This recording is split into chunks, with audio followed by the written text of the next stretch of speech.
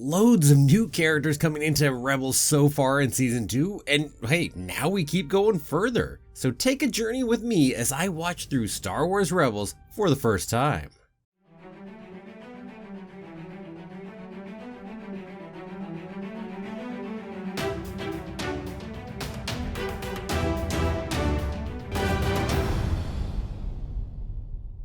Well, hello there, my name's Jeremy and welcome back once more to Freeform Disney. Now before we go too much further into this time's video, well, let me go ahead and thank again my newest patron, Fred Richards. So thank you so much, it means the world to me. Now, on to this video. I've said before that I always seem to have some special announcement, and hey, once again today is no different. And this time, it's that the High Republic is coming. Winter is coming. No, slightly different. Well anyway, on the 5th of January, 2 books and the first issue of the comics are all releasing, and the day before that, Lucasfilm is going to go ahead and do a live stream with all 5 of the initial authors. Now they're going to go ahead and go live at 9 a.m. Pacific Standard Time, and I'm going to go ahead and go live too, so come join me and we'll watch that live stream together. Now, I'm probably going to go live at say 8:45 a.m. Pacific, which is 4:45 p.m. over UTC London time. So whatever time that means for you, that's roughly the time I'm going to go ahead and go. And anyway, with all that's out of the way, on to the Rebels episodes for today. So let us dive in. We're moving into the center of the season. It's episode 9 of season 2, Stealth Strike. Now I think this is the first time I've heard Commander Sato's first name. Could be wrong, maybe it was in there and I just missed it, but I don't remember hearing that his first name was June before. So apparently it is Commander June Sato. And yes, see, look, I said Sato and not Sato, or whatever the heck I was saying before. Ha! I do try to get those right. I know I screw up pronunciations left and bloody right, but I do try. Anyway, so what are we up to off the bat in Stealth Strike? Well, apparently we got Sato and Ezra who are on a Corvette in hyperspace because they're looking for a lost ship. And it pops out and it's like, wait, is that what I think that is? Is that an interdictor cruiser? Is it? Oh, it is, isn't it? Nice. Now, also, I don't know if they existed in New Canon before this. I'm not sure. Certainly, video-wise, I don't think they existed in canon before this point. But anyway, very cool to go ahead and see it in full. Love it. Interesting note, the Admiral here reminds me of the guy on the Death Star in the landing bay over in A New Hope. Interesting piece, and with what happens later, I actually have to wonder if he is that guy. Well, anyway, interesting question, and I don't know the answer. I'd have to look that up, and I'd also worry about seeing anything if he pops back into Rebels, so I don't want to look that one up right now, but I'm curious if they're meant to be the same person. I'd have to get demoted a little right there, but considering what happens, seems possible. Well, anyway, they get captured by the interdictor cruiser, tossed into the brig in there, and well, that means it's going to be Kanan and Rex for the rescue mission in a Lambda shuttle. Now, this is definitely going to bring up their issues even more. Yo. Bunch of commentary on how Rex hates the stormtrooper armor. You would think, yeah, compared to clone armor? Ooh. Dang. Oh, and I love this fourth wall break they do on the Lambda shuttle. Kanan all, how is it the Empire keeps letting us steal these things? Rex, oh, I thought it was the same one we used before. Ow.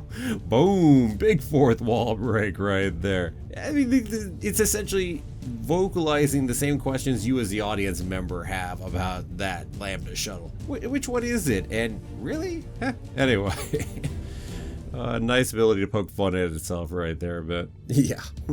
And the funny thing also is by having hung a lantern on it, as the phrase is, now you don't worry as much about it because hey, the show's winking at you that it knows too. Funny thing, you can get away with certain things if you go ahead and do that to the audience. Well anyway, on we go. And then they're gonna go ahead and use Emergency Protocol 71095. If that's a reference to anything, I don't got it. I tried thinking about July 10th, 1995 as a possible reference, and it just didn't really go anywhere for me. Maybe it's something else entirely. Maybe it's just not a reference. Maybe it's actually just a random number for once. It's always possible. But it's probably an important day somehow. I've just got to guess it's something. Maybe somebody had their kid born on July 10th of 1995. I don't know. Well, anyway. There was also some interesting Clone Wars stuff in there where Rex mentioned how he and Cody practically invented the emergency protocols back in the Clone Wars, as he said. Interesting to be Rex and Cody so much right there. Huh, I'd love to hear more of the story of what goes behind that, or how much Rex was just bragging, but who knows? After all, it's Kanan beside him, so it could just be bragging a bit. And speaking of that kind of issue between the two of them, I mean, there's all kinds of griping and stuff between the two. Fun stuff, really. And then Kanan does a Force suggestion, and then, Rex right after that, I've seen better. Although, in fairness, he really has. Yo. Dang. No kidding, you have. Well, anyway, on we go, and hey, Ezra, master of escaping, right? Already has escaped, and back to his huge interest in not killing people, including stormtroopers, whoever they are. Yeah, I mean, find it an intriguing piece about Ezra specifically. And it makes sense given some of his own backstory on what we do know so far. And, well, so he's busy studying stormtroopers, and hey, a couple other stormtroopers run around the corner. Although it's actually Kanan and Rex dressed as stormtroopers. Nice. That was fun. Granted, that stun wore off really fast on them. Well, anyway, more of Kanan and Rex fighting. More and more and more. And heck, Ezra, fed up with it, actually even tells them that part of the reason he took the mission was to get away from them. Yeah, and then you get this little moment between Kanan and Rex afterwards where Kanan's like, hey, he takes after Hera. Oh, yeah. Well, anyway, they go ahead and split up, head off their different ways for their different missions they're working on. And so that's Ezra and Chopper on the one side. And wow, Chopper was doing a little better recently. But whoa, you want to speak about murderous Chopper?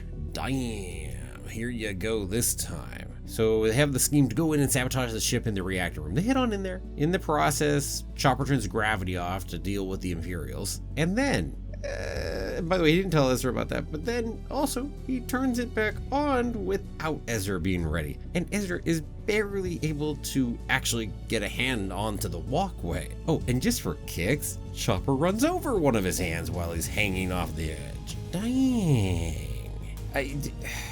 Just in a moment where you're starting to like Chopper a little more, then you get this. I mean, there's one theme between just going ahead and ribbing someone else or horsing around or etc., etc. It's the murderous impulses here. It's like, wow.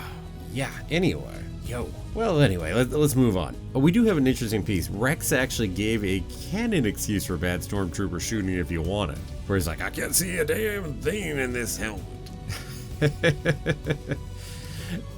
So Rex was shooting poorly because he was wearing one. There you go. If you want to use it, I guess you can work that. Funny stuff. Well, we got to go ahead and finish up our character work between Rex and Kanan here. Is actually get some progress for him. So we get there because Rex makes the sacrifice play, and well, Rex is getting threatened with death by the captain off over on the bridge. Meanwhile, well, Kanan, big ol' argh, I've got to go save my friend. Friend, you say? Nice. Oh, when you admit to that, at least in that moment, huh? Well, anyway, he saves Rex. They have a moment. They get off. And actually, we have this really cool explosion with how we destroy the interdictor cruiser. 2 cruisers slamming into it. It's fun, really. Definitely. Yo, what an explosion. By the way, you can see why this admiral I was talking about earlier might get demoted to work a lower duty stay on board a Death Star after that. And yeah, he survived. We saw that. It's like, yo. And hey, as far as the episode's concerned, there was a nice final moment between Rex and Kanan. And by the way, for what it's worth, I also appreciate they didn't act like they're suddenly best buddies all of a sudden. But it's more of a grudging respect than before. And to some degree, obviously, Kanan has at least admitted a little bit that they're friends. So it's nice. And now, hey, how about a full buddy cop episode for Kanan and Rex somewhere in the future? Full one, not just this partial piece that we had in this one where we were also busy juggling with everyone else. That could be fun. That could definitely be fun, as this episode showed right here. Well, let's move right along to episode 10, The Future of the Force. Okay, so let's skip the opening part, and hey, look, Ahsoka's back. And hey, always fun to have Ahsoka back. Apparently she was monitoring transmissions from Mustafar. trying to get info on our Sith Lord Vader. And they're gonna go ahead and try to beat the Inquisitors to their next target to get more information, because they've got a little idea of where they're going and what they're after. Although not really what they're after. They'll figure out later that, hey, guess what? They're after Force-sensitive kids. What? Heard this kind of thing back in Clone Wars before once. Well, anyway, we go ahead and, well, we find a really sloppy excuse to bring Zeb into this one, because apparently he proved himself against the Inquisitors before. Okay, sure you did, bud. I'd say Sabine proved herself as just as much as Zeb did. Not that either of them did great against the Inquisitors. It's like, yeah. But anyway, we wanted Zeb to be in this episode, so in he goes. So Chopper and Zeb to find the Inquisitor ships. And by the way, speaking of Chopper and being very morally dubious, Chopper's all, hey, that baby that they already stole, let's go blow it up along with their ships. Dang, Chopper the sociopath. Yo, dang, man. Well, anyway, they find the baby that the Inquisitors were after on this planet, and then off they end up going, and then we get a chase between them and the Inquisitors. Oh, interesting side point before we go too far. There was a little note actually between the two Inquisitors talking at one moment, other than all the unnecessary exposition they do. Aside from that, there was a note about her being the seventh sister and him being the fifth brother. That's intriguing. Now, I wonder if those numbers are permanent or if they're about kind of their rankings. I'm voting rankings, but I don't know. Because if they're rankings, then he's fifth, she's seventh. I mean, I can buy that on power levels. Now, would first be who we saw in last season as he was a Grand Inquisitor, or have those numbers shifted since? Or maybe it's not that. I don't know. Probably find out more later, but that obviously implies there are a good few more Inquisitors still out there and about somewhere. Well, anyway, cool extra detail that was just tossed in. Nicely done. Well, let's see. So onward we go. Decoy, yada yada. Zeb's a bit of a liability. Surprise, surprise. Ezra, by the way, in the course of all of this, he's got the baby and he goes off by himself. The idea is to have him move away and try to save the baby and not be the distraction like Kanan is. Well, during this, Ezra decides to be a complete idiot, and he goes ahead and tells the baby, for reasons unknown, because he's Ezra, exactly where the rebel cell that he's in is currently using as a temporary base, Garel. And he's overheard by one of the droids of the One Inquisitor. Good job, Ezra. On the whole list of secrecy and whatnot, telling everyone where your base is probably one of those things you shouldn't do. I don't care where you are. You don't know who the hell's listening or their security devices, etc., etc. That's just, I mean, incredibly obvious, and you just go, really? Really? Well, Ezra, you are certainly a dangerous leak right there. Wonder if we'll ever really care about the fact that he was such a big leak, or actually look into where the leak came from on that. Because I'll tell you off the bat, I mean, we don't look into that anywhere in the next few episodes. Nobody seems to care about where that leak came from. But man, you'd think somebody would care. Well, anyway, so it is continuing fight time. And now we're almost back to the ship, and well, Kanan versus the Inquisitors, which looks like it should be going pretty decently. Again, I commented before, I mean, I think Kanan against either one of them by themselves should definitely do well. Although, apparently Kanan let himself get force grabbed with a force choke in this one while fighting just the one Inquisitor. I'll be honest, I don't buy it. Really, we were using it as an excuse, though, because we didn't want Kanan fighting them. Because, guess what? It's Ahsoka to the rescue in a glow of light as the doors to the bay open. Da-da-da-da-da. And by the way, this was a ton of fun. The music for the fight was really good. Ahsoka was definitely kicking ass. And very clearly you can see that she can beat both of them. Not a problem. Although, well, then we bring in a whole bunch of other Imperials. So hey, don't worry, those two Inquisitors, they're still alive. Whether Ahsoka would have killed them or not, we'll leave that up in the air, I suppose. Although in this show, probably not. And the very end of this is just kind of a dull, ominous ending of the Inquisitors hearing what Ezra said from a droid, and then hearing it again because they need to hear it twice. Really, that was a horrible way to end this, because guess what? We already knew it. We saw the droid see Ezra talking. So if they hadn't done that earlier, that would have been a fine reveal of, oh, guess what they heard? Because it just wasn't a surprise here, so, oh well. that really is probably the biggest issue I have with this episode. There's so much unnecessary exposition throughout here. It was a bit clumsy in how it was done, some cringy decisions, but man, there was some really good fun stuff in here too, like Ahsoka popping in for that fight. That was definitely very, very nice. So yeah, hard episode to fully decide where I land on just because of that. But hey, let's move on to Legacy, episode 11 of season 2. Okay, so it is nighttime where everyone's already in the ghost and Ezra's got a vision. So his parents are talking to him and then he's in a cell where there they are. And then there's a Loth cat and then they're in the past. And hey, Loth cat, yes, you know me. Anyway, finally, we're following up on what Zebo knew and told Hera way back near the end of season 1. Knew that had to come back sometime. It's actually been a while when you think about the fact it's 11 episodes into season 2.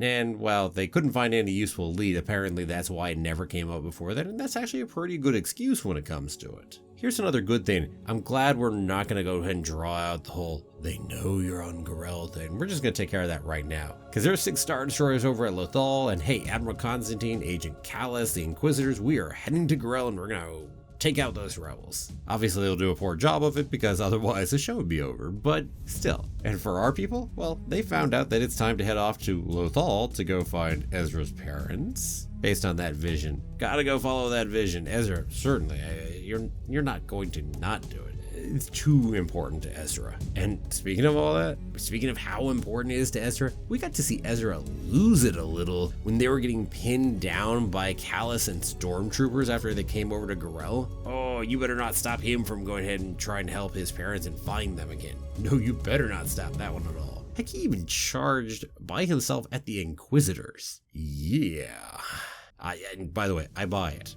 Just saying. Yeah, there are some of these little edges here that, as far as Ezra's concerned, I hope we explore a little more at some point. Well, anyway, we have this whole escape going on. Kanan, Ezra, and Chopper are in the Phantom. They're going to head off to Lothal. Meanwhile, Hera uses the ghost to go ahead and save Commander Sato and Rex, who are off on a crawling Corvette. By, well, eventually just freaking ramming the emitter of the tractor beam. It's like, yo.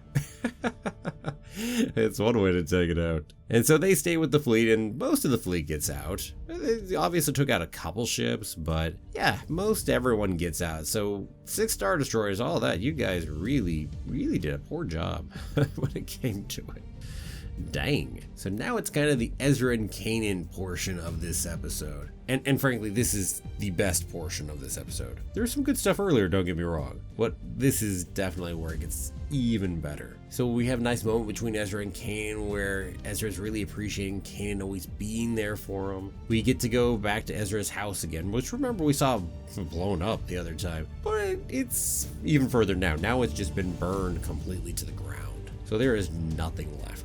And hey, what a pretty white Loth cat that is. Same one from the vision he saw earlier, so he's definitely gonna go chase this. And Kanan's all, and we're chasing Loth cats now. Love it. Yeah, probably my reaction if I'm Kanan, right? Oh, side little random comment. I talked about how they like reusing the same models again and again. Obviously saves on animation work and whatnot. But it's really weird to see the same animation on Minister Tua. Look, it's Minister Tua's twin over there. Or maybe she did survive that Lambda shuttle. And there she is in the background. Yeah.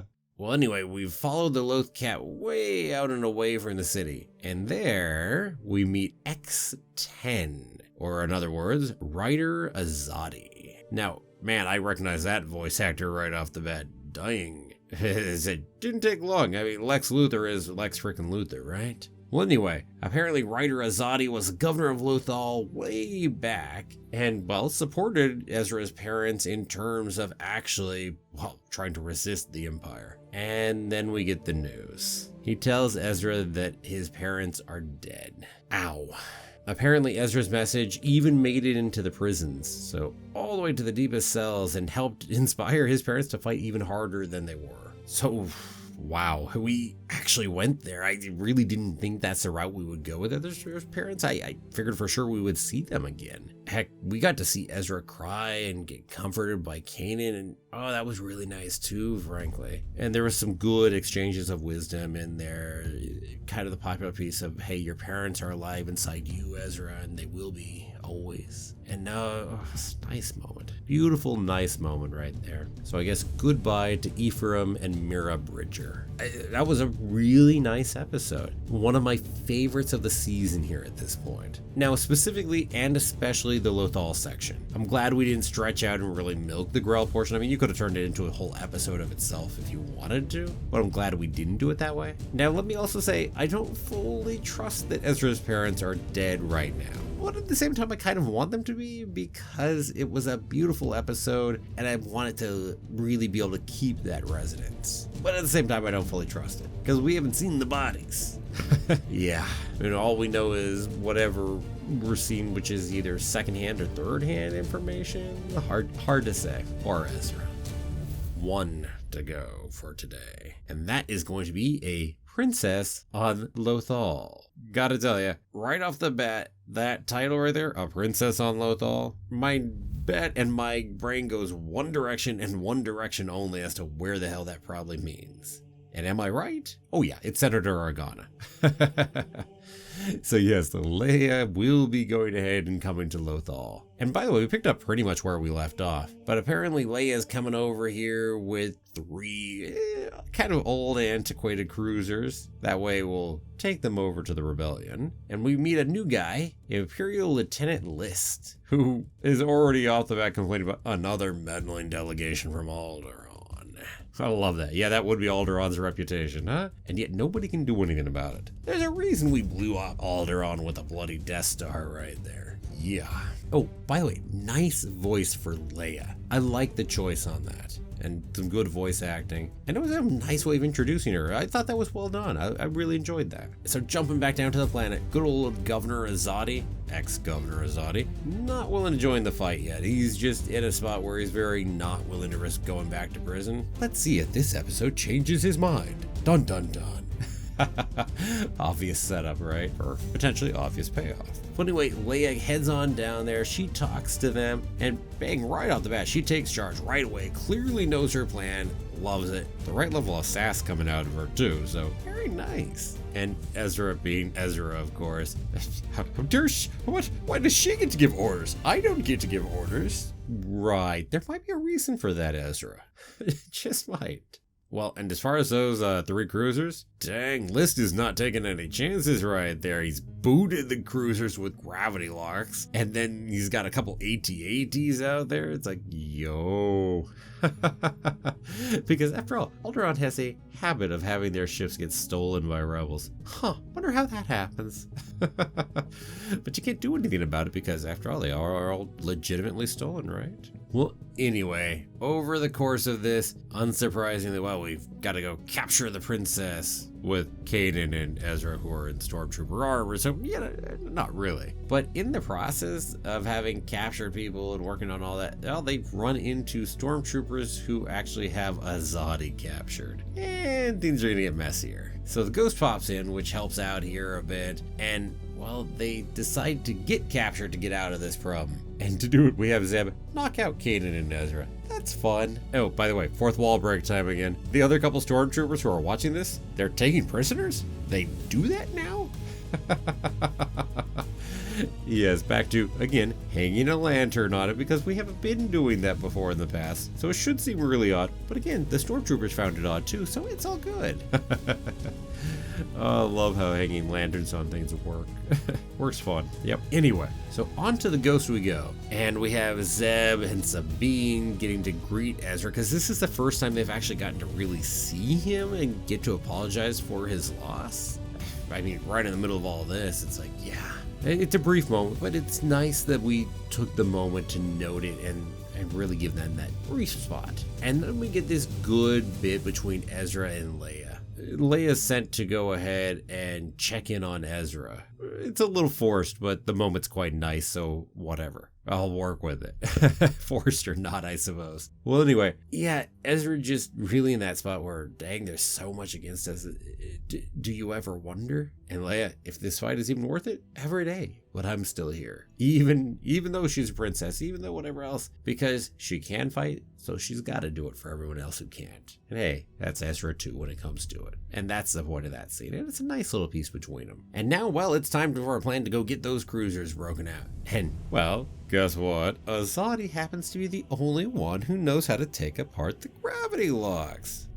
You had to find some way to make sure to get him in there. So obviously he's joining the mission now. And really between that fact right there of being the only one that can and watching everybody else fight and the value of it to them and the fact that he got captured by the Imperials a little bit ago, well, that kind of went ahead and does it for him and really giving him the reason to have his character arc pushed to where, yeah, guess what? He is at the end going to join the fight.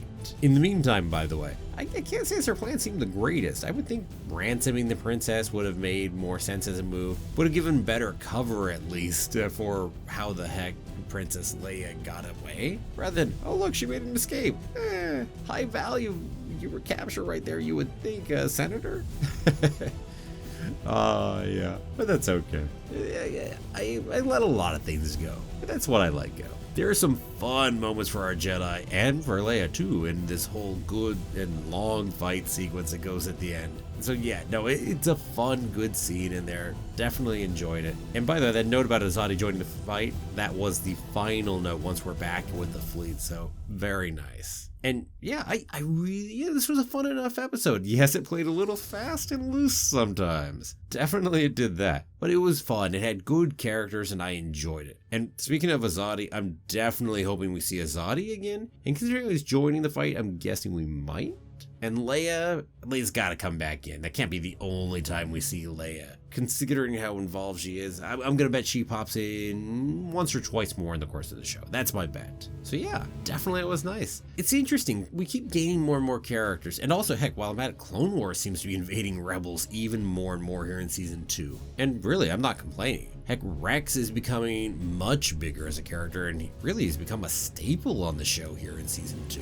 I didn't think Rex was going to become a regular in the way that he has, and he's just pretty much usually with the Ghost crew now, it seems. So, hey, that's really cool. I didn't expect it, and I like it. Oh, and also speaking of Clone Wars, by the way, the Force-sensitive kids, that clearly harkened back to Clone Wars. Not the biggest fan of that one. It wasn't my favorite episode of Clone Wars, but hey, that's okay. And Bail seems to be getting more and more involved, even if indirectly most of the time.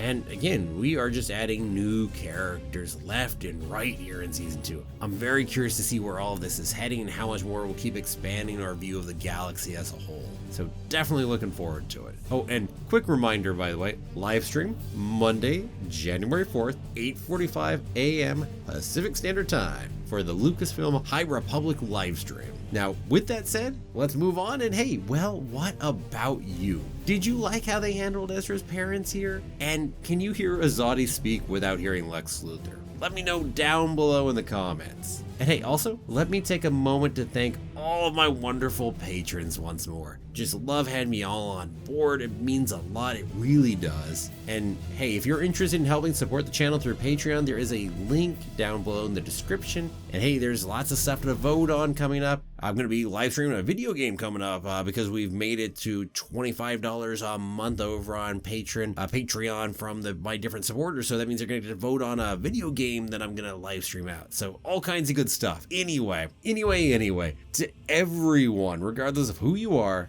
thank you so much for watching. If you liked the video, please give it a like, a share, and don't forget to subscribe. And I will see you back here again tomorrow for another new episode of Freeform Disney. Have a magical day, and may the Force be with you always.